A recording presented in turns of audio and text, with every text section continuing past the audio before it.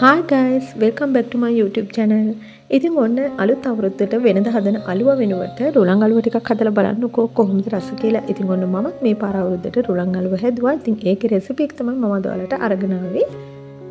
ඉතින් මම මෙතෙන්දී රුලන් ග්‍රෑම් 500ක් පාවිච්චි කරා. ඉතින් ඔයාලට අවශ්‍ය ප්‍රමාණයක් ගන්න පුළුවන්. ඉතින් ඒකට මම ගාගත්ත පොල් පිඟානක් ගත්තා. සුදු සීනි ග්‍රෑම් 300ක් ගත්තා.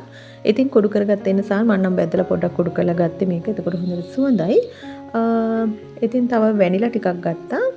කිරිපිටි ස්වල්පයක් ගන්න මම නම් ගත්තේ පොඩි සැෂේ පැකට් එකක්. ඉතින් සීනි ගන්නකොට සුදු සීනි ගන්න. මොකද එතකොට හොඳට රුලන් අලුව එක සුදු පාටට හදා ගන්න පුළුවන්. ඉතින් මම නම් කැමති ඒ පාටට. ඉතින් දැන් නම් මම මේ රුලන් ටික තමයි බෙදගන්නේ. ඉතින් රුලන් ගොඩාක් වෙලා පදින්න අවශ්‍ය නැහැ. පොඩ්ඩක් සුවඳ ගන්නකොට මේ වගේ අර පෑන් එකේ ඇලෙන්නේ නැතුව හොඳට හැලිලා වගේ එන ගානට බෙදෙනකොට ඇති. ඉතින් ඒක අර ප්‍රමාණයක් කියලා මට මේකේ පෙන්වන්න විදිහක් නැහැ.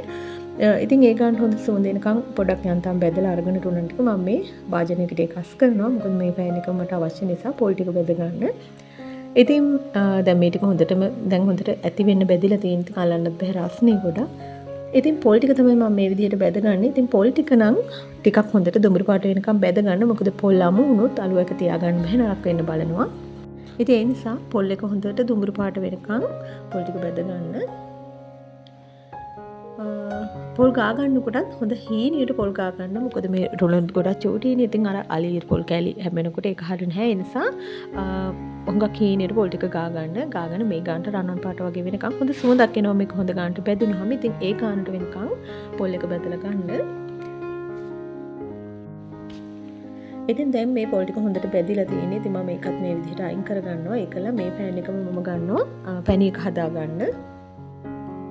ඉතින් මේ රුලන් එක පේනවනේ රුලන් එක බැද්දට ඒක සුදු පාටට තමයි තියෙන්නේ. මොකද ඒකේ පාට වෙනස් වෙනකන් රුලන් එක බදින්න එපා. එතකොට මේ නිකන් වෙන රසක් අමුතු රසක් නෙන්නේ. ඉතින් අර රුලන් වල හොඳ කිරි රහ තියෙන නම් ඒක ගානට බෙද ගන්න. ඉතින් පදමක් කියලා දෙයක් නැහැ.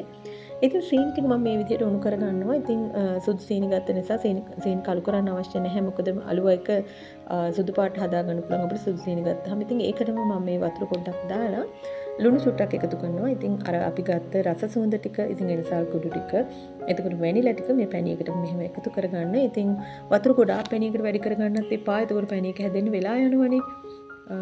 ඉතින් මම දැන් මේ රුලන් එකෙන් ටිකක් අයින් කරගන්නවා. මොකද බෝඩ් එකට හින්න අලුව ටික කපා ගන්නකොට දාන්න අවශ්‍ය නිසා. ඉතින් දැන් මම කිරිපිටි ටික මේකට එකතු කරගෙන රුලන් එක හොඳට කලවම් කරගන්නවා මේකට. ඉතින් පොල් ටිකත් මේ වෙලාවෙදිම දාලා මේ ඔක්කොම හොඳට එකට මික්ස් කරගන්න. ඉතින් මම මේ වාජනයට දාලා හොඳට මික්ස් කරගන්නවා. ඉතින් ඔයාලා පැණි එක දාලා මේකෙම නගන්න බලාපොරොත්තු වෙනවා නම් ගොඩක් ලොකු වාජනයක් අරගෙන මේක කරගන්න. ඉතින් සාමාන්‍ය අලුව හදනවට වඩා ඇත්තටම ලේසි මේ රුලන් අලුව හදන එක. ඉතින් එහෙම විශේෂ පදමක් අර මේ කියලා නැහැ. ඉතින් පැණි එක හරියට උණු කරගත්තා නම් එච්චරයි. ඉතින් පැණි ඕනවට වඩා උණු කරන්නත් එපා. අර වැල් තලපලට එහෙම වගේ අර සමහර කෙනා නූල් ඇඳලා ගන්නට උණු කරන එක තේ ගන්නට උණු කරන්න එපා. එතකොට අලුව එක කඩා ගන්නත් බැරි තරමට හයිය වෙයි. ඉතින් අර මේ වගේ පෙන දානකොට ඒ ගානට උණු කරගත්තාම ඇති. ඉතින් පැණි එක චූටක් නිවෙන්න ඇරලා මම මේ විදිහට අස් කර ගන්නවා. මොකද මම මේ පෑන් එකේම තමයි මිශ්‍රණය අනාගන්නේ. ඉතින් ඔයාලා වෙන භාජනයක හදා ගන්නවා නම් ගැටලුවක් නැහැ. මම පැණි ටිකක් අයින් කරේ ඒකයි. මොකද පැණි එකටම මිශ්‍රණය දාලා අනනකොට සමහර විට පැණි වැඩි වෙන්නත් පුළුවන්. ඒ නිසා පැණි ටිකක් අයින් කරගෙන මම ඒකට දාලා අනා ගන්න තමයි මේ හදන්නේ. ඉතින් දැන් මම මේ පැණි හදාගත්ත පෑන් එකටම දාලා මේ රුලන් ටිකයි පොල් ටිකයි හොඳට මිශ්‍ර කර ගන්නවා. ඉතින් ඔයාලට පැණි කැමති විදිහකට පාවිච්චි කරන්න පුළුවන්. මම නම් ඉතින් ගානකට වගේ තමයි මේක උණු කරගත්තේ. ඉතින් ඔයාලට අවශ්‍ය ගානට පැණි දාගෙන හදාගන්න. ඉතින් මේක අපි හොඳට මිශ්‍ර කරගෙන යනකොට අපේ අතට දැනෙනවා මේක ඇලෙනවා වගේ, ගුලි වෙනවා වගේ. ඉතින් ඒ ගානට එනකන් අපි මේක අනා ගන්න ඕන. එතකොට තමයි අපිට පහසුවෙන්ම මේක ලෑල්ලකට දාලා තුනී කරලා කපා ගන්න පුළුවන් වෙන්නේ.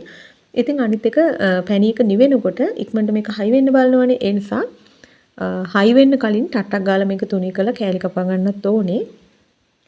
ඉතින් ඔයාලට මීට වඩා දියාරුවට පැණි ටික අවශ්‍යයි නම් තව වැඩිපුර පැණි ටිකක් වතුර තව චූටක් විතර එකතු කරලා හදා ගන්න පුළුවන්. ඉතින් මගේ ටික නම් ගානටම වගේ තමයි තිබුණේ.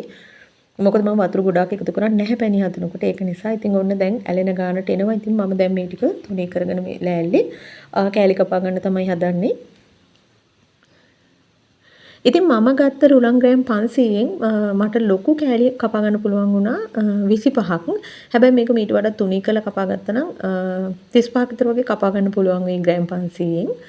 ඉතින් ඒ කියන්නේ කිලෝ එකකින් ඔයාලට 60 70ක් විතර මේකෙන් කෑලි කපා ගන්න පුළුවන්. ඉතින් මේ මං කපපු විදිහට කැපුවා නම් කිලෝ එකකින් කෑලි 50ක් වගේ තමයි එන්නේ. මම නම් ඉතින් ගොඩාක් හැදුවේ නැහැ.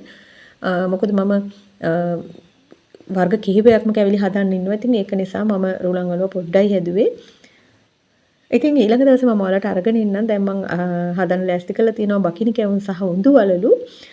ඉතින් ඒකත් නියම විදිහ උඳු වලලු, පැණි වලලු හිම නෙවෙයි. ඉතින් ඒ රෙසිපි දෙකත් මම ඔයාලට අරගෙන ඉන්නම්. ඉතින් මට ඉවරයක් තියෙන විදිහට තමයි මම මේ දේවල් කරගන්නේ. ඉතින් වැඩ වැඩි නිසා ඔන්න ඊයේ බොහොම අමාරුවේ මේ රෑ මේ රුලන් අලුව ටික හැදුවේ. ඉතින් අද දැන් මේ වැස්සත් එක්ක මම අර ගැමි ගෙදර හදන්න ප්ලෑන් කරලා තියෙන මගේ කැම ජාති ටික හදාගන්න විදිහක් නැහැ. වැස්ස වැඩි. ඉතින් එතන ලයිට් එකකුත් නැති නිසා ගැමි ගෙදර පොඩ්ඩක් එතන ගිහින් වැඩක් කරන්න අමාරුයි. ඉතින් කොහොම හරි අද කරගන්න පුළුවන් වුණොත් ඒ රෙසිපි දෙකත් මම ඔයාලට අරගෙන එන්නම්.